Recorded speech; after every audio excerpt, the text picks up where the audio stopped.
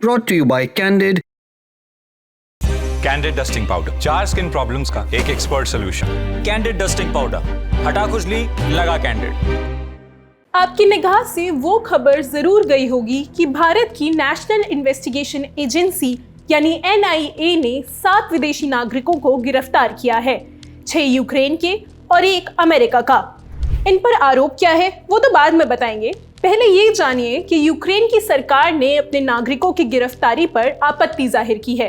17 मार्च को यूक्रेन के विदेश मंत्रालय ने अपने नागरिकों की तुरंत रिहाई और उनके काउंसलर एक्सेस की मांग की है। कीव ने गिरफ्तारी के बाद के प्रोसेस को लेकर भी आपत्ति जताई। उसका कहना है कि अंतर्राष्ट्रीय नियमों के मुताबिक भारत में स्थित यूक्रेन के दूतावास को अपने नागरिकों की गिरफ्तारी की कोई आधिकारिक सूचना नहीं दी गई। ऐसे में अब उन्हें तुरंत काउंसलर एक्सेस दिया जाना चाहिए। यूक्रेन ने और भी बहुत कुछ कहा है, जैसे वो मामले को समझने की कोशिश कर रहे हैं या मामले की गलत तरह से रिपोर्टिंग की जा रही है। ये उनका कहना है, लेकिन ऐसा क्यों, ये समझने के लिए आप पहले मामला जानिए, फिर बाकी का बयान बताएंगे। दरअसल इन सभी 7 लोगों पर भारत के खिलाफ आतंकी गतिविधियों की साजिश रचने का आरोप है।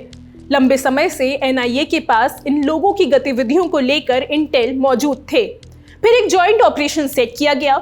इसमें NIA के अलावा इंडियन आर्मी और मिलिट्री इंटेलिजेंस शामिल हुए। ऑपरेशन प्लान हुआ और फिर हुए अरेस्ट। अगर खबरों की माने तो इस मामले में FIR 13 मार्च की शाम दर्ज की गई। अमेरिकी नागरिक को कोलकाता एयरपोर्ट पर ब्यूरो ऑफ इमिग्रेशन ने हिरासत में लिया, जबकि 3 यूक्रेनी नागरिकों को लखनऊ और दिल्ली एयरपोर्ट से हिरासत में लिया गया। इनके नाम हैं मैथ्यू एरन वॉन डाइक, जो अमेरिकी नागरिक हैं, Petro Hurba, Taras Liviak, Ivan Sukmanovsky, Marian Stefanakiv, Maksym Honcharuk, Viktor Kaminsky, ये सभी यूक्रेनी नागरिक हैं। आरोपियों पर गैर कानूनी गतिविधियां रोकथाम अधिनियम यानी UAPA की धारा 18 समेत अन्य धाराओं के तहत मामला दर्ज किया गया है। अब NIA की इस कार्रवाई में सबसे चर्चित गिरफ्तारी मैथ्यू वॉन डाइक की मानी जा रही है। वॉन डाइक एक अमेरिकी मीडिया पर्सनालिटी है, लेकिन उसकी पहचान सिर्फ यहीं तक सीमित नहीं है। उसे एक मर्सेनरी यानी भाड़े का लड़ाका माना जाता है।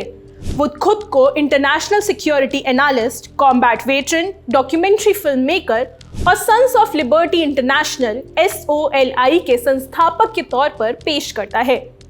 वॉन डाइक पहली बार 2011 में लीबिया गृह युद्ध के दौरान चर्चा में आया था। रिपोर्ट्स के मुताबिक उस समय वो लीबिया घूमने गया था, लेकिन बाद में उसने गद्दाफी के खिलाफ लड़ रहे विद्रोही गुट नेशनल लिबरेशन आर्मी के साथ एक विदेशी लड़ाके के तौर पर हिस्सा लिया। इसके बाद उसने कई और संघर्ष क्षेत्रों में भी काम किया। इराक में ISIS के खिलाफ लड़ाई लड़ी, सीरिया में विद्रोहियों की मदद की और 2022 से रूस के खिलाफ यूक्रेन की तरफ से भी जुड़ा रहा। वॉन डाइक ने यूक्रेन में लवीव और कीव जैसे शहरों में नागरिकों और सैन्य कर्मचारियों को ट्रेनिंग दी और काउंटर ड्रोन टेक्नोलॉजी जैसे इनोवेशन भी पेश किए, जिनका इस्तेमाल वहां जंग में किया गया। अब NIA के मौजूदा केस में उसका नाम म्यांमार से जुड़े उन गतिविधियों में सामने आया है जो भारत की सुरक्षा के लिए खतरा मानी जा रही है। हालांकि इस मामले की पूरी जानकारी अभी जांच के दायरे में है। इंडियन एक्सप्रेस में छपी निर्भय ठाकुर और महेंद्र सिंह मंडराल की रिपोर्ट में सूत्रों के हवाले से कुछ और दावे सामने आए हैं, जैसे ये सभी लोग वैध वीजा पर भारत आए थे, लेकिन बिना जरूरी परमिट के पूर्वोत्तर के राज्य मिजोरम पहुंच गए। आपको मालूम ही है कि मिजोरम से पड़ोसी देश म्यांमार की सीमा लगती है। इन सभी लोगों ने इसी बात का फायदा उठाया और वहां से म्यांमार में घुस गए, जहां उन्होंने भारत विरोधी समूहों से मुलाकात की।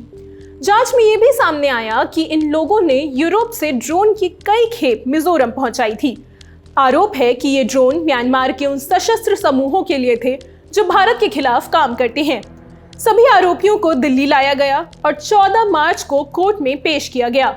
कोर्ट ने पहले 3 दिन की पुलिस कस्टडी दी, जिसे बाद में बढ़ाकर 27 मार्च तक कर दिया गया। NIA का कहना है कि ये पूरा मामला एक बड़े आतंकी नेटवर्क और साजिश से जुड़ा है। कोर्ट ने भी माना कि सबूत जुटाने, साजिश का खुलासा करने, अन्य आरोपियों की पहचान करने और मोबाइल डेटा की जांच के लिए पुलिस कस्टडी जरूरी है। जांच एजेंसी के मुताबिक आरोपी भारत के रास्ते यूरोप से ड्रोन म्यांमार भेज रहे थे, ताकि वहां के सशस्त्र समूहों को हथियार और ट्रेनिंग दी जा सके। ये समूह भारत की प्रतिबंधित उग्रवादी संगठनों की भी मदद कर रहे थे। इस अरेस्ट और कार्रवाई को लेकर कुछ और थ्योरीज भी सामने आ रही हैं, जैसे CIA का हाथ होना, क्योंकि एक अमेरिकी नेशनलिस्ट अरेस्ट हुआ है और म्यांमार और बांग्लादेश दोनों ही देशों में CIA की एक्टिविटी हमेशा सवालों के घेरे में रही है। ऐसे में एक वॉर ऑपरेटिव का हमारी जमीन से पकड़ा जाना कई सवाल खड़े कर रहा है। NIA ने इन आरोपियों के रिमांड लेते वक्त कोर्ट से कहा है कि उन्हें इस पूरे नेटवर्क, फंडिंग के स्रोत और इस्तेमाल किए गए रूट का पता लगाने के लिए आरोपियों से और पूछताछ करनी है। साथ ही सोशल मीडिया और तकनीकी जांच के जरिए उन अन्य लोगों को भी पकड़ना है जो अभी फरार हैं। अभिनय आरोपों और कार्रवाई पर यूक्रेन ने रिएक्ट किया है। वहां के विदेश मंत्रालय ने यह भी कहा कि भारत में यूक्रेन का दूतावास लगातार भारतीय अधिकारियों के संपर्क में है ताकि गिरफ्तारी के कारण और पूरे मामले को समझा जा सके। साथ ही यूक्रेन ने इस मामले पर मीडिया रिपोर्टिंग पर भी सवाल उठाए। उसने कहा कि कुछ भारतीय और रूसी मीडिया में आई खबरें तथ्यों को तोड़ मड़ोड़ कर पेश कर रही हैं और बेबुनियाद आरोप लगा रही हैं। यूक्रेन का साफ कहना है कि अब तक ऐसा कोई पुख्ता सबूत सामने नहीं आया है जिससे ये साबित हो सके कि गिरफ्तार किए गए यूक्रेनी नागरिक भारत या म्यांमार में किसी गैर कानूनी गतिविधि में शामिल थे। इस खबर में फिलहाल इतना ही। इससे जुड़े बाकी अपडेट्स भी हम आप तक पहुंचाते रहेंगे। मेरा नाम है निकिता, कैमरे के पीछे है विजय। देखते रहिए दिल ललन टॉप।